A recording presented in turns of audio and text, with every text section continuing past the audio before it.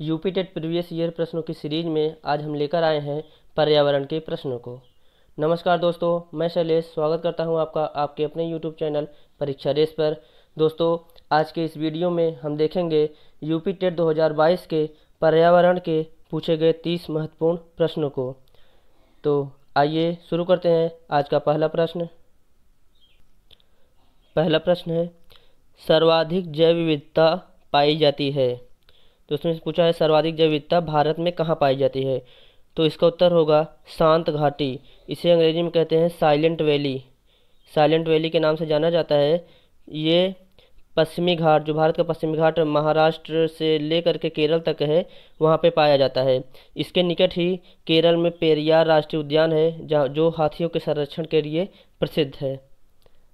अगला प्रश्न, LPG gas के संदर्भ में क्या असत्य है। एलपीजी गैस के संदर्भ में असत्य पूछा है। यह एक स्वच्छ ईंधन है, बिल्कुल। नीले ज्वाला से जलने वाला है, बिल्कुल। उच्च ऊष्मीयमान है, बिल्कुल सही है। ये मीथेन गैस का उत्सर्जन नहीं करता है। दोस्तों, एलपीजी जो होता है ये प्रोपेन और ब्यूटेन का मिश्रण होता है। ये मीथेन का उत्सर्जन जो है सीएनजी द्वारा किया जाता है। जो सीएनजी होता है, कॉम्प्रेस्ड नेचुरल गैस जो होता है, उसमें सीएनजी भरा जाता है, उसमें मीथेन होता है। अगला प्रश्न, पारिस्थितिकी तंत्र के घटक हैं। दोस्तों, यहाँ पे ध्यान देने योग्य बात होगी, इसमें बहुत लोग कंफ्यूज होते हैं कि पारिस्थितिकी तंत्र के घटक हैं।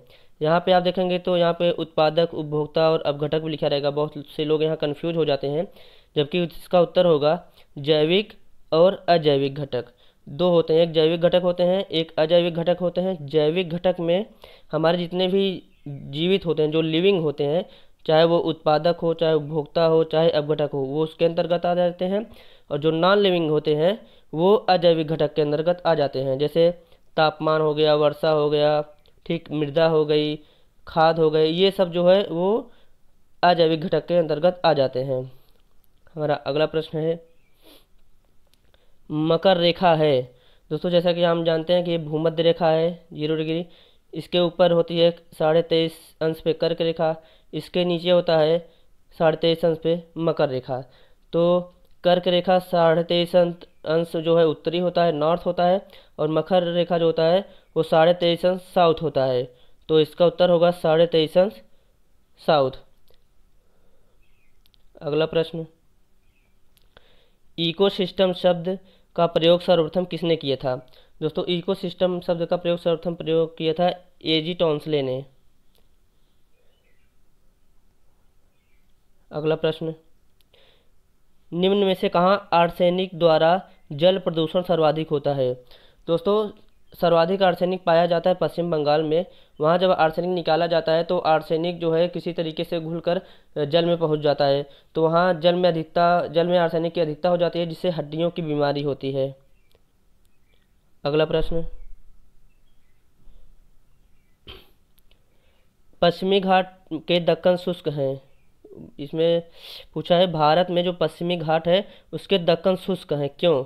तो जैसे आप दोस्तों, ये भारत का ये पश्चिमी घाट है, तो यहाँ पे पर्वत श्रृंखला है, ठीक। तब जैसे यहाँ से मानसून आता है तो इससे टकराकर मानसून ऊपर की तरफ उड़ जाता है। जो पर्वत के पास जो निचला स्थान होता है, खाई होती है, वहाँ पे जो है वर्षा नहीं हो पाती है, इसलिए वह शुष्क होता है। उसे कहा जाता है रेन शैडो प्रभाव, या फिर कहा जाता है कि छाया प्रभाव। इसका सही उत्तर होगा रेन शैडो प्रभाव। रेन शैडो प्रभाव की वजह से पश्चिमी घाट के दक्कन शुष्क हैं। अगला प्रश्न, वन्य जीव सुरक्षा अधिनियम कब पारित किया गया। इसको कह सकते हैं वन्य जीव संरक्षण अधिनियम पर कब पारित किया गया। दोस्तों, वन्य जीव संरक्षण अधिनियम पारित किया गया था 1972 में। अगला प्रश्न, वायुमंडल की ऊपरी सीमा पर प्रति इकाई क्षेत्र में प्राप्त होने वाली सौर विकिरण को क्या कहते हैं। जैसे सौर विकिरण क्या कहलाती है, उसे कहते हैं सौर स्थिरांक। इसको आप लोग ध्यान में रखें, बड़े लेवल के प्रश्न हैं। अगला प्रश्न, किस देश के संविधान से मौलिक कर्तव्य को लिया गया है। दोस्तों, मौलिक कर्तव्य के लिए आप ध्यान रखेंगे कि किस समिति की अनुशंसा पर ली गई थी। तो सरदार स्वर्ण सिंह समिति, सरदार स्वर्ण सिंह समिति की अनुशंसा पर यूएसएसआर, जो कि वर्तमान में सोवियत संघ था, अब रूस के नाम से जाना जाता है। वहाँ के संविधान से मौलिक कर्तव्य को लिया गया है। अगला प्रश्न, घास भूमि क्षेत्र परितंत्र के खाद्य श्रृंखला में सबसे उच्च स्तर का उपभोक्ता होता है। दोस्तों जब परितंत्र आप देखेंगे तो सबसे पहले होता है उत्पादक, उसके बाद होता है शाकाहारी उपभोक्ता, उसके बाद होता है उसका सर्वाहारी उपभोक्ता, उसके बाद होता है उसका मांसाहारी उपभोक्ता। तो सबसे ऊपर जो होता है वो होता है मांसाहारी उपभोक्ता। जैसे शेर हो गया, भेड़िया हो गया, ये सब जो है मांसाहारी उपभोक्ता हैं, केवल मांस खाते हैं।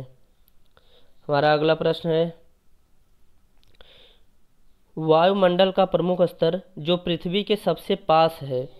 दोस्तों ये पृथ्वी है, तो पृथ्वी के सबसे पास में होता है क्षोभ मंडल, उसके बाद होता है समताप मंडल। तो क्षोभ मंडल पृथ्वी के सबसे पास में है। मौसम संबंधित जितनी भी घटनाएं होती हैं, वर्षा संबंधित जितनी भी घटनाएं होती हैं वो क्षोभ मंडल में होती हैं। और सांद्रता सांद्रता होती है वायुमंडल की, उसकी सर्वाधिक क्षोभ मंडल में ही होती है। समताप मंडल में जो होता है वो समान तापमान रहता है, वायुयान जो होता है वो समताप मंडल में ही उड़ाए जाते हैं। हमारा अगला प्रश्न, भारतीय संसद द्वारा जैव विविधता अधिनियम कब पारित किया गया था। तो भारतीय संसद द्वारा जैव विविधता अधिनियम 11 दिसंबर 2002 को पारित किया गया था। अगला प्रश्न, निम्नलिखित में से कौन सा कृषि करने की प्रक्रिया पर्यावरण संरक्षण में सहायक है। कृषि करने की प्रक्रिया पर्यावरण संरक्षण में सहायक है। शिफ्टिंग खेती नहीं। जैविक खेती दोस्तों इसका सही उत्तर होगा। जैविक खेती में क्या होता है कि हम रासायनिक केमिकल जो खाद होते हैं उसका प्रयोग नहीं करते हैं, कीटनाशक का प्रयोग नहीं करते हैं। इसकी जगह पे हम जो हरे खाद होते हैं जो घर पे बनाए जाते हैं, जैसे काऊ डंग हो गया, इन सब से जो बनाया जाता है गोबर की खाद से, वो खाद प्रयोग करते हैं, जिससे मृदा की उर्वरता बनी रहती है और लागत में भी कमी आती है। हमारा अगला प्रश्न, अम्लीय वर्षा संबंधित है। अम्लीय वर्षा दोस्तों वायुमंडल में होते हैं CO2 जिन्हें कार्बन डाइऑक्साइड कहते हैं, और होते हैं NO2 जिन्हें नाइट्रस ऑक्साइड नाइट्रोजन डाइऑक्साइड कहते हैं। ठीक, ये जब जल के साथ क्रिया करते हैं तो ये बन जाते हैं H2SO4 सल्फ्यूरिक एसिड, और ये बन जाते हैं HNO3 जिन्हें कहते हैं नाइट्रिक एसिड। इनसे मिलकर ही होती है अम्लीय वर्षा। अगला प्रश्न, WWF का आशय है। इसका आशय है वर्ल्ड वाइल्ड लाइफ फंड। इसकी स्थापना हुई है स्विट्जरलैंड में 1961 में। यह एक गैर सरकारी संगठन है। अगला प्रश्न, फूलों की घाटी अवस्थित है। फूलों की घाटी दोस्तों अवस्थित है उत्तराखंड में, और अगर पूछ ले फलों का डलिया कहाँ है तो वो है जम्मू कश्मीर में। अगला प्रश्न, भारत में निम्नलिखित में से कौन सी एजेंसी मुख्य रूप से प्रदूषण के मापन से संबंधित है। यह एक महत्वपूर्ण प्रश्न है कि कौन सी एजेंसी मुख्य रूप से प्रदूषण के मापन से संबंधित है। इसका उत्तर होगा केंद्रीय प्रदूषण नियंत्रण बोर्ड। केंद्रीय प्रदूषण नियंत्रण बोर्ड। अगला प्रश्न, कोटोपैक्सी एक जागृत ज्वालामुखी है जो अवस्थित है किस पर्वत श्रृंखला में अवस्थित है, ये पूछा है। दोस्तों कोटोपैक्सी एडीज पर्वत श्रृंखला में अवस्थित है। यह इक्वाडोर में अवस्थित है। इसमें अंतिम बार जो उद्गार हुआ था वो हुआ था 1942 में। अगला प्रश्न, तिब्बत की सांगपो नदी भारत में जानी जाती है।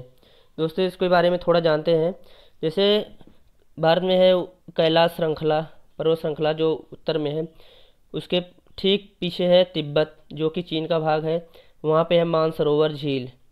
उसके नज़दीक से निकलती है एक नदी जिसे वहाँ पे जानते हैं सांगपो के नाम से। ठीक, सांगपो नदी तिब्बत में सबसे ज़्यादा प्रवाह करती है। उसके बाद ये आती है अरुणाचल प्रदेश के पास। अरुणाचल प्रदेश के पास यहाँ पे एक पर्वत पड़ता है जिसका नाम है नामचा बारवा पर्वत। नामचा बारवा पर्वत से ये तीक्ष्ण मोड़ लेती है और आ जाती है दक्षिण पश्चिम की तरफ। ठीक, ये अरुणाचल प्रदेश में प्रवेश कर जाती है। ठीक, अरुणाचल प्रदेश में प्रवेश करने के बाद इसका नाम हो जाता है दिहांग। ठीक, और यहीं पे आकर एक नदी मिलती है जिसका नाम है लोहित। लोहित नदी और दिहांग नदी मिलने के बाद जब आगे बढ़ती है तो उसका नाम होता है ब्रह्मपुत्र। ठीक, तो भारत में इसे ब्रह्मपुत्र के नाम से जाना जाता है। अगला प्रश्न, ध्रुव तारा कहा जाता है। जैसा कि हम सब जानते हैं, ध्रुव तारा उत्तरी तारे को कहा जाता है। उत्तरी तारे की विशेषता यह है कि ये सदैव उत्तर की दिशा में रहता है। ठीक, अगर हम जैसे कहीं समुद्र में हैं या फिर कहीं जंगल में हैं, अगर हमें दिशा का ज्ञान नहीं हो पा रहा है तो हम रात्रि में उत्तरी तारे की सहायता से ये जान सकते हैं कि हमारा उत्तर दिशा किस तरफ है। तो उत्तरी तारा, जिसे अंग्रेजी में नॉर्थ पोल भी कहते हैं। अगला प्रश्न, भारत में प्रोजेक्ट टाइगर का प्रारंभ कब किया गया था। दोस्तों, वन्य जीव संरक्षण अधिनियम 1972 आया था, उसी के अंतर्गत जो है 1973 से भारत में प्रोजेक्ट टाइगर प्रारंभ हुआ था। पहला प्रोजेक्ट टाइगर जो है वो रणथंभौर टाइगर था और राजस्थान में है। अगला प्रश्न, कान्हा राष्ट्रीय उद्यान भारत के किस राज्य में है। कान्हा राष्ट्रीय उद्यान भारत के एमपी में है, मध्य प्रदेश में है। अगला प्रश्न, लखनऊ समझौता 1916, लखनऊ समझौता 1916 किन दो के मध्य हुआ था। ठीक, तो कांग्रेस अधिवेशन 1916 में लखनऊ में हुआ था, जिसकी अध्यक्षता की थी अंबिकाचरण मजूमदार ने। ठीक, उस समय कांग्रेस व मुस्लिम लीग अलग अलग थे, इन दोनों के मध्य जो है समझौता कराया था अंबिकाचरण मजूमदार ने 1916 में। अगला प्रश्न, जंगली गधों का अभ्यारण्य कहाँ है। जंगली गधों का अभ्यारण्य कहाँ है। दोस्तों, बहुत ही इंटरेस्टिंग पॉइंट है, क्योंकि गुजरात में एक कच्छ जो है प्रसिद्ध है जंगली गधों के लिए, और वहीं पे गिर जो है प्रसिद्ध है शेरों के लिए। तो गुजरात के गधे और कच्छ शेर दोनों प्रसिद्ध हैं। इसका उत्तर होगा गुजरात में। अगला प्रश्न, कार्बन डेटिंग संदर्भित करता है। कार्बन डेटिंग चट्टानों की शक्ति मापन से नहीं, श्वेत पट पर लिखने के लिए कार्बन प्रयोग से नहीं, ये भी गलत है। प्राचीन स्थलों में मौजूद हड्डियों या सामग्रियों की आयु मापन को, ये बिल्कुल सही है। दोस्तों, कार्बन डेटिंग जो होता है, कार्बन 14 जो होता है, इसका प्रयोग किया जाता है किसी भी पुरातत्व के जो उसके आयु के निर्धारण के लिए, उसकी आयु क्या है उसको जानने के लिए हम कार्बन डेटिंग का प्रयोग करते हैं, जिसमें कार्बन 14 का उपयोग किया जाता है। अगला प्रश्न, संविधान सभा ने राष्ट्रीय गान को अपनाया। इसका उत्तर होगा 24 जनवरी 1950। 24 जनवरी 1950 को राष्ट्रगान जनगण मन को अपनाया गया। राष्ट्रगान को प्रथम बार कांग्रेस अधिवेशन कलकत्ता में 1906 में गाया गया। रविंद्रनाथ टैगोर हमारे देश के राष्ट्रगान के रचयिता हैं, और इन्होंने ही जो है बंगाल के राष्ट्रगान आमार सोनार बांग्ला की भी रचना की थी। अगला प्रश्न, बायोमैग्निफिकेशन क्या है। बायोमैग्निफिकेशन क्या है। इसको हिंदी में कहते हैं जैव आवर्धन। जैव आवर्धन कहते हैं। इसमें क्या होता है कि समय के साथ ऊतक में विषैले पदार्थ की मात्रा बढ़ती जाती है, जिसे बायोमैग्निफिकेशन कहते हैं। इसका उत्तर होगा ए। अगला प्रश्न, निम्नलिखित में से कौन सा जैव मंडल का अजैविक घटक है। अजैविक घटक नहीं है। दोस्तों, यहाँ पे पूछा है जैव मंडल का अजैविक घटक नहीं है, अर्थात इसमें से कौन सा जैविक है। जितने भी लिविंग होते हैं या जीवित होते हैं वो जैविक होते हैं, जितने भी नॉन लिविंग या फिर निर्जीव होते हैं वो अजैविक होते हैं। जैसे प्रोटीन, फास्फोरस, मृदा, ये सब अजैविक घटक हैं, जबकि कवक जो है वो अजैविक घटक नहीं है। अगला प्रश्न, ग्रीन पीस इंटरनेशनल का मुख्यालय अवस्थित है। दोस्तों, ग्रीन पीस इंटरनेशनल का मुख्यालय एम्स्टर्डम में अवस्थित है। ठीक, तो दोस्तों इसी के साथ हमारा यूपी टेट 2022 में पूछे गए पर्यावरण अध्ययन के 30 प्रश्नों का सीरीज यहीं पे समाप्त होता है। मिलते हैं अगले वीडियो में। अगर वीडियो आपको पसंद आया हो तो वीडियो को लाइक करें, चैनल को सब्सक्राइब करें और बेल आइकन दबाना ना भूलें, ताकि अगला वीडियो अपलोड हो तो उसका नोटिफिकेशन आपको मिले। अपनी तैयारी को बनाए रखिए। तब तक के लिए धन्यवाद। मिलते हैं अगले